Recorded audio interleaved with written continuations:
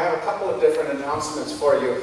First of all, we are hosting in a little under a month the 9th annual Multi-Faith Pride Service. It will be right here in our celebration center. And if you'd like to have something to be able to put up somewhere, to be able to advertise it, if you go to some coffee shop, take one of these and place it wherever you would like to, all right?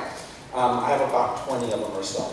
Second of all, you might have heard that there was a hurricane that hit the Texas coast. I want to stop for just a little bit and just have us remember those people down there and all the devastation that is going on there. And it's really personal to my heart because Rockport, where landfall was at, I used to run against the people from Rockport all the time. Raul was a very good friend of mine. And just 10 miles to the south of that was Gregory, Portland. And I used to run against Jack and all of his buddies there.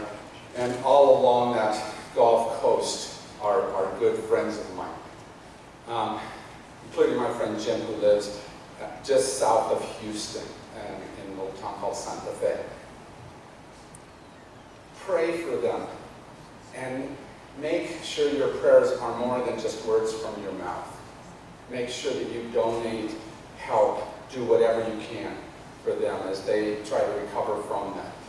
UMCOR is an amazing place to be able to do that donation. UMCOR is the United Methodist Committee on Relief. They were there before the disaster happened in order to be prepared, and they stepped right in and did stuff. And so here's the good news. Your apportionment, that thing that we complain about, having to pay all the time, we pay that in order to make it so that UMCOR, when something happens, goes in and 100% of your donations go to be able to help Texas if you make a donation. So if you write out a check and put down hurricane relief, it will go to them and be helping right away. So if you can do anything at all. Now, kind of on a side note, here in Tucson, we have our own aftermath of Harvey. The N Project had a whole bunch of people who came into the N Project, and their destination city is Houston or somewhere down there. They can't go. So those folks are staying an extra long time at the N Project, and so they're running out of stuff. And so if you can help, I've got a little flyer up here that says this is what they need. And it's things like cases of water, snacks, fruit, clothes for men, women, and children. So if you can help, come get one of these things and bring your donations down to First Church. They would love to be able to have that help in whatever way. I saw a great story this week about a man who heard of a need and saw Hidden Figures from last week, right, and fulfilled it. His name was Jeffrey Liu, and he is a dad up in the Seattle area. He has a 9-year-old son, and he looked at his school, and he saw something that he didn't like. They had this thing that he kind of calls lunch shaming, but what it was is that when kids don't have their lunch money, they put a little note there, and they begin to incur debt. Elementary school kids incurring debt. Isn't that something? And he says, I can help those hidden figures. And so he went to the principal and said, how much is it that all the kids here at this school owe? And it was $97.10. So he paid that off. That's a good thing, isn't it? He said, I have a few bucks left. Maybe I can help even more. So he went to Seattle Public Schools and said, how much is the lunch school debt across our district? It was $20,532.79. He said, I don't quite have that much. So he started a GoFundMe account. And he got more than $50,000. And he began to raise more and more money. Now he's paying off that school lunch debt in 5 different districts up there. See what happens when you see a hidden figure and you choose to notice, you choose to do something about that. You choose to see them, and you choose to help. Today we're going to talk about hidden figures, but in a different way. I want to go back to a name that I mentioned just a little bit ago. It's my friend Jim, the one who lives in Santa Fe, just south of Houston. He works as an engineer in one of those oil refineries that you've seen there. And he's been a friend of mine since high school. 20 years ago on our 20th reunion, I flew down to stay with him and his wife Carol, who's the one I like best in his family. Carol was one of my sister's best friends in high school, and so we went and we drove from there down to Beeville, which sits just upland from Rockport, and we had a great time. But there's a long way between Texas and Tucson. There's a long distance from Texas Baptist, friend of mine, and me. And I noticed this week as I was thinking about Jim, and I went onto his Facebook page, that he'd unfriended me. I blame it on you guys. And some of the stuff I've been posting, which definitely goes against some of the stuff that he would like to see, which would be easier for him to see, right? Hidden figures sometimes are hidden because one or another of you has changed. Because you've gone in some direction that leads you away from where you have been. You've gone off to war, so to speak, and you're coming home to a place that isn't the same as what you left. And there's lots of ways that we do that. Think about how sometimes you've gone differently than what those people you left would have been done. How you traveled in ways that took you to areas that were different than where they would have gone. And I want the old Jim back, the one I knew who, even though I was wrong, because of course he was a Baptist and I was a Mormon then in high school, and he knew I was wrong. But you know what he did? He stuck with me. He was with me whether I was right or wrong. He was my friend. He stuck with me on a regular basis. So what do we do when we come home from war? Today's movie is about 3 men coming home from war. Al, Fred, and Homer. And they've been gone for a period of time, and things have changed in Boone City. They're not the same. It's not the same. But they meet on the plane coming home. And because of that shared thing that they came from, and that not quite shared, but similar place where they were at for the last little while, they bond. They connect to each other. Remember, says one of them, Al, I think it is, remember what it felt like when you first went overseas? I kind of feel like that now, only more so, as they went home to a place that wasn't quite the same, and as people that weren't quite the same. Homer was the most visibly injured, right? The other two looked fairly normal. Homer had lost his arms, and so he had hooks. Hooks that reminded them that he was not the same. And like Odysseus coming back to Ithaca, they all have to decide, what do they do now as they come home? Changed by the journey that they're on, changed by what it did to them, how they grew in that space, because they have to face that reality, that they're not the same, and that space that they're coming home to is not the same. And as they share a cab home, they go by Butch's place.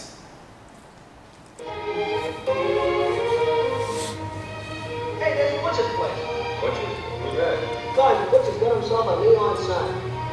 Have you ever been to Butch's place? No. Well, Butch England runs it. He's my uncle. Swell guy. One of the family don't think he's respectful because he sells liquor. That's the best joint in town. We'll have to get together there sometime. Swell.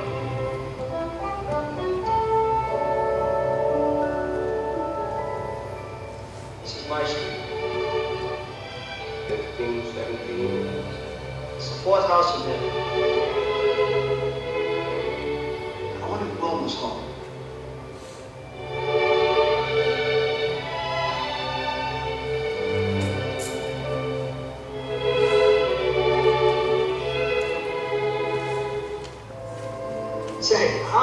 three of us going back to Butch's place. We'll have a couple of drinks and then we can go home. You're home now, kid.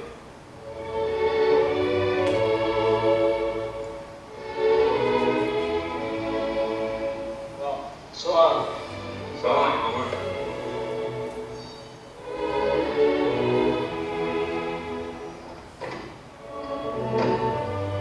Where next? Just a minute, bud.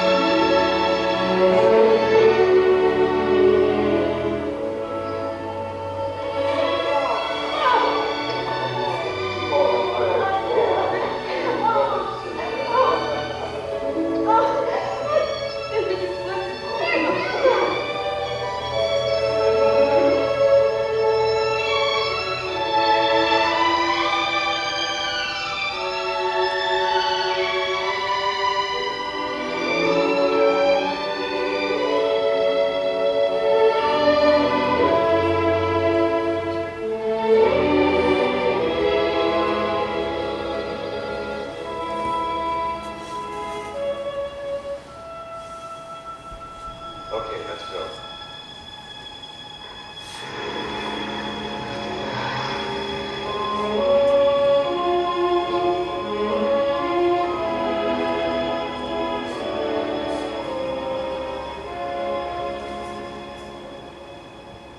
Well, oh, don't, I'll carry it.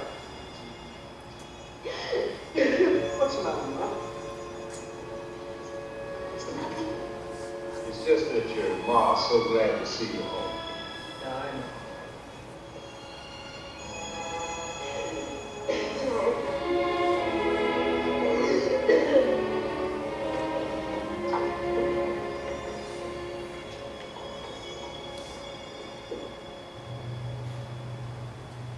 You gotta hand it to the Navy. They sure trained that kid how to use those hooks. Couldn't train him to put his arms around his girl, to stroke her hair. Is it the next turn up here? Yeah, next turn on the left. Hey, Fred, why don't we drop you first? No, you're next. And we're not going back to Butch's for a drink either. Homecomings are not always simple, are they? Even when we look forward to them, we come back as changed people from wherever we went, from whatever the war did to us, whatever the war was that had changed us. And trying to come back and speak into that new space, trying to come back and relate to each other, you saw Mom's tears. Even as her heart was so happy to have him back, she saw the books, the ways he had changed, and the challenge that it was going to be. And we all seek for a place of safety, of Butch's, where we can go and meet and remember how we were over there, without the challenges of being over here. The challenges that ask the question of, can we find ourselves again? And can we help others to find us as we are now? And I know it will surprise you a little bit, but I watched another movie this week. That movie was called Of Men and War. And it was about folks coming home. And specifically, they are sitting in counseling sessions as they deal with their PTSD. And I just wanted to read just several things that were said. One man said, "I just don't know if I'm ready." Another one said, "You feel small. You don't feel as strong as you used to. You feel defective." Another man spoke about this homecoming and said, "You wouldn't have trauma at all if you didn't have to deal with the death issue." And then there was one wife who spoke the beginning of a sentence, and the husband finished it. She said, "You know it's tough We finally get you home for more. He says, and I'm a completely different person. 10 years ago, I sat in my office when this little girl came in. Joanna was short, but she was especially little because at just a couple hours past 18, just out of high school, she looked like a baby. As she walked in with her great big Marine boyfriend and said, "Will you do my wedding?" Because he was about to go overseas. And I said, "You don't know what you're getting yourself into." And yet, her young heart said, "Let me take this journey." So they got married, and off he went to war. And in a year, he came home.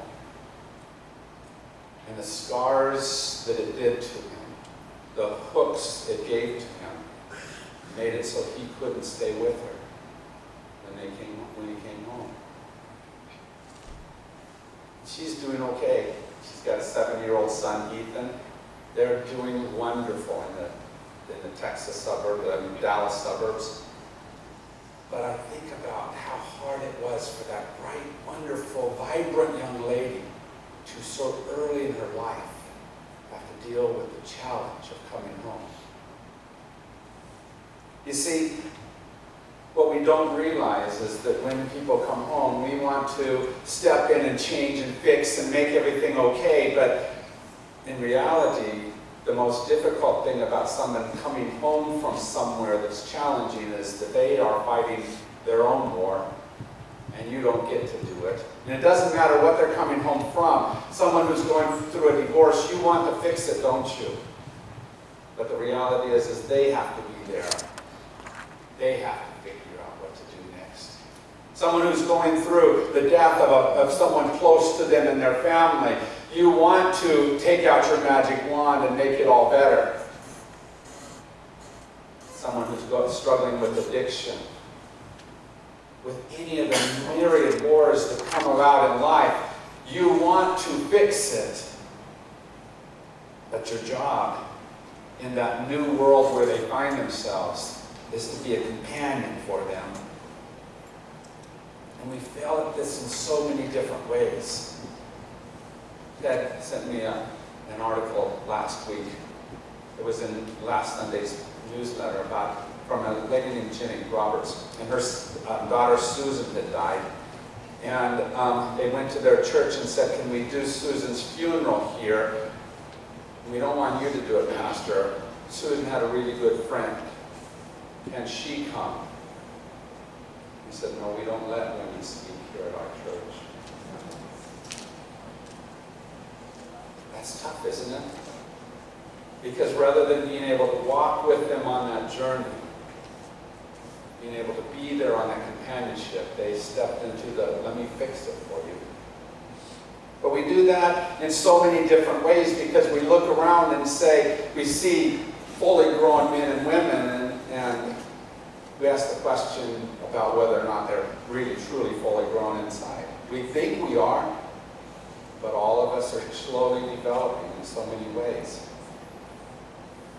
And sometimes we develop past where we used to be and make it difficult for the others to go along with us. And the danger is that we want the old way, how things used to be. It's comfortable for us. It's easy for us to be in that space. And yet, God draws us forward. Our scripture is about Jesus heading towards Jerusalem. And he says that thing about having to suffer and die, and Peter very quietly takes his friend over to the side. "Don't speak that. Don't say that type of stuff." And you see what Jesus said back to him. "Get behind me, Satan." Because he was trying to do the same thing that church did. He was trying to fix this. Because nobody wants to hear things like, "I'm going to die soon. I'm going to suffer." Don't do that, Jesus, said Peter. But Jesus knew he was changing and moving and becoming something different. And no matter how much Peter didn't want him to go that way, That's the journey he needed to take. But how many of you have people in your life that are going on journeys that you don't understand? Going off to wars that aren't the ones you would battle? What are you going to do with them? Homer says, they keep staring at my hooks.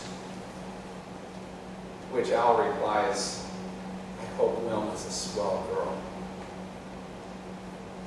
Because Wilma, that sweet little thing in Homer's life, has to decide what does she do with this new man who has come back from war.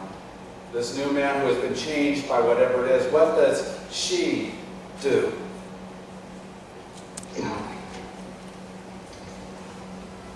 Homer, my family want me to go away. Tomorrow. Where? Up to Silver Lake at my parents' place. That would be nice. But I don't want to go. I want to stay here. You see, the reason they want me to go is so that I'll forget about you. They figure you don't want me around. You don't want to see me. If I go away for a while, maybe I'll get all this out of my mind. Maybe that's a good idea. Maybe you ought to do that. Do you want to get rid of me? Tell me the truth, Homer. Do you want me to forget about you?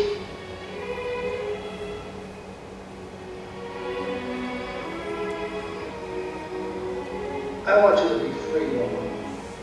To live your own life. I don't want you tied down forever just because you've got a kind heart. Oh, Homer, why can't you ever understand the way things really are? The way I really feel. I keep trying to tell you. But you don't know.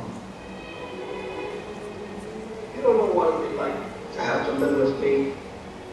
Have to face this every day, every night. I can only find out by trying. And if it turns out I haven't courage enough, I'll soon know it.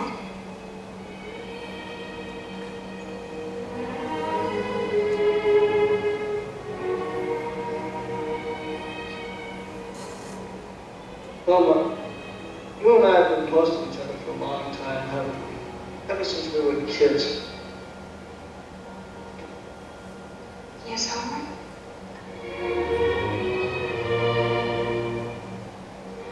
I'm going upstairs to bed. I want you to come up and see for yourself what happens.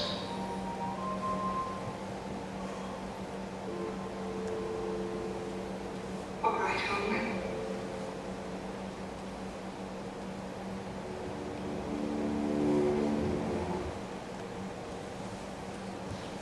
People, as a general rule, are trying to find their way home. They're trying to feel comfortable enough with you that they can say, come upstairs and see the real me. Come upstairs and see as I pull off these hooks and you have to see the stubs of my arms. Come up there and see that I can't button it back on myself and that I need help. Come up and be with me in the ugliness, the challenge. Wilma looks at Homer as he talks about that buttoning back up, and he says, I'll do that, Homer. He says, you mean you don't mind? She says, I told you that I love you. Do we love each other enough to see past all that struggle, that difficulty, that challenge? Do we love each other enough to be there, present for each other?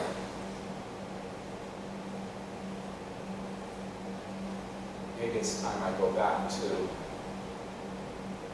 my friend Jim, tell him again that I love him, in spite of the fact that he unfriended me, in spite of whatever's there, maybe because of what's there, because of the challenge, the difficulty, the hurricane that has hit him.